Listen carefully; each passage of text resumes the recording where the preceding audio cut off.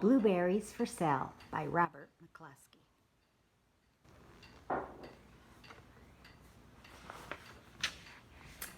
One day, little Sal went with her mother to Blueberry Hill to pick blueberries.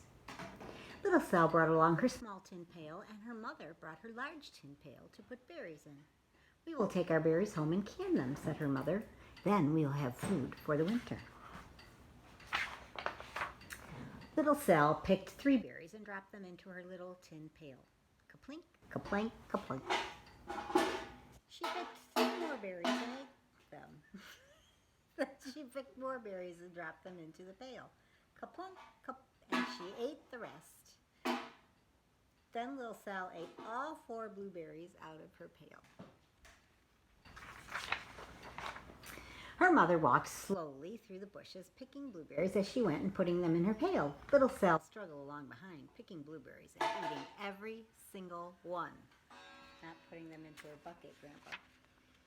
Little Sal hurried along and dropped a blueberry into her mother's pail. It didn't sound kaplink because the bottom of the pail was already covered with berries. Then she reached down inside to get her berry back. Though she really didn't mean to, she pulled out a large handful because there were so many berries right up close to the one she put in. Her mother stopped picking and said, "Now, Sal, you run along and pick your own berries. Mother wants to take her berries home and can them for next winter."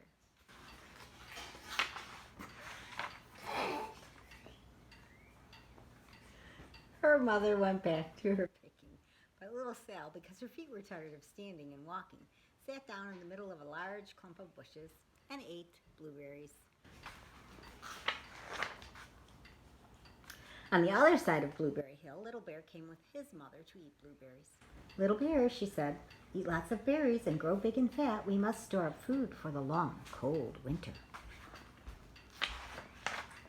Little Bear followed behind his mother as she walked slowly through the bushes, eating berries.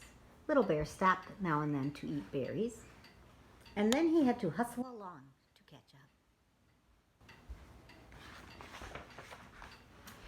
Because his feet were tired of hustling, he picked out a large clump of bushes and sat down right in the middle and ate blueberries.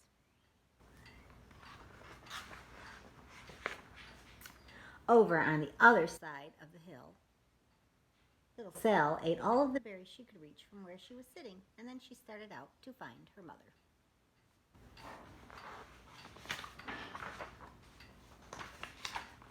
She heard a noise from around a rock and thought, "That is my mother walking along."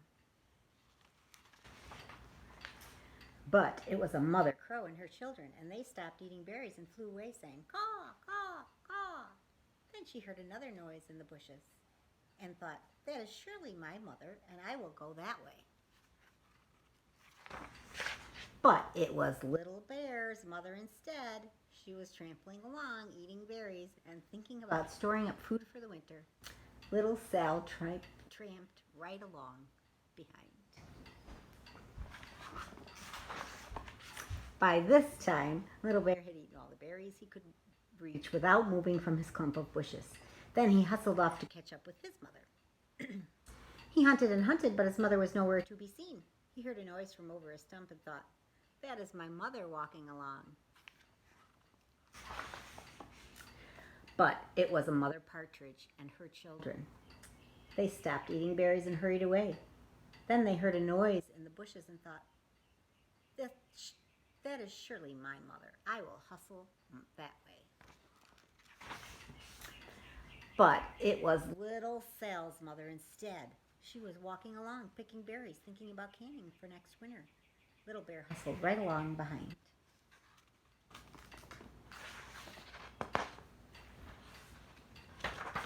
Little Bear and Little Sal's mother and Little Sal and Little Bear's mother were all mixed up with each other among the blueberries on Blueberry Hill. Little Bear's mother heard Sal walking along behind and thought it was Little Bear, and she said, "Little Bear, eat all you can, and possibly hold, swallow." Little Sal said nothing. She picked 3 berries and dropped them, kaplink, kaplank, kaplunk, in her small tin pail.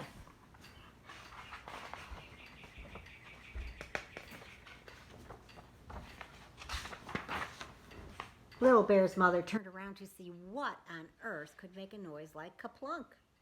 "Grumph!" she cried, choking on a mouthful of berries. "This is not my child. Where is Little Bear?" She took one good look and backed away.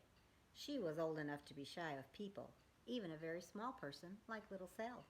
Then she turned around and walked off very fast to hunt for Little Bear. Little Sal's mother heard Little Bear tramping along behind, and she thought it was Little Sal. She kept right on picking and thinking about canning blueberries for next winter. Little Bear padded up and peeked into her pail. Of course, he only wanted to taste a few of what was inside, but there were so many and they were so close together that he tasted a tremendous mouthful by mistake. "Now, Little Sal," said Little Sal's mother without turning around, "you run along and pick your own berries. Mother wants to can these for next winter." Little Bear tasted another tremendous mouthful and almost spilled the entire pail of blueberries. Little Sal's mother turned around and gasped, "Oh, my goodness, you are not Little Sal. Where, oh, where is my child?" Little Bear just sat munching and swallowing and licking his lips. Little Sal's mother slowly backed away. She was old enough to be shy of bears, even very small bears, like Little Bear. Then she turned and walked away quickly to look for Little Sal. She hadn't gone very far before she heard a kaplunk, kaplunk, kaplunk. She knew just what made that kind of noise.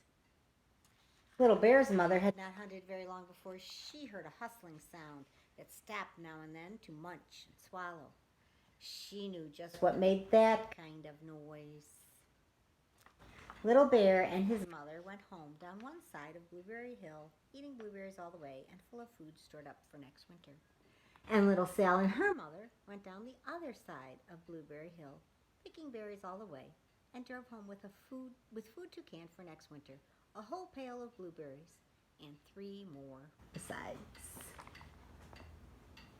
The